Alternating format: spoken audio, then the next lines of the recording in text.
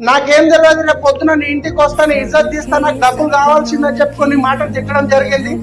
ఆ రోజు అనిపించింది నాకు ఇక నా సిచ్యువేషన్ బాగలేదు, నేను ఏం భూములు లేక అమ్మి అప్పు కడదామంటే నాకు ఒకటే కనిపిస్తుంది, ఇక సూసైడ్. ఆ సూసైడ్ విషయం గుర్తుకొచ్చినప్పుడు చాలా హ్యాపీగా అనిపిస్తుంది. ఏంటంటే ఈ బాధలన్నితో తప్పిపోతాయని చెప్పేసి, ఎందుకంటే బాధకు చెప్పలేదు నీకు తప్పైందని. ఆ రోజు ఫ్యాన్ తిరుగుతుంది, మంచం మీద పడుకున్నా, నాకు ఏడవాలనిపించట్లేదు, కళ్ళకి నీళ్ళు వెళ్ళిపోతున్నాయి. ఇక నేను కౌంట్ చేస్తున్నా, లేచి ఇక సూసైడ్ చేసుకోవాలి, ఊరేసుకోవాలని. ఇప్పుడేం చేస్తాడు మీ హీరో? Will he give up?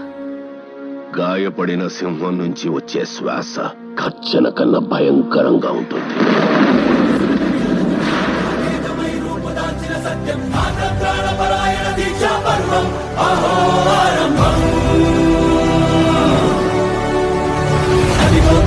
శబ్దం పగిలి ముక్కలవుతున్న భీకర దృశ్యం, అలలెగసిన గడియాల గడి ఆగ్రహ తేజమై రూపు దాల్చిన సత్యం.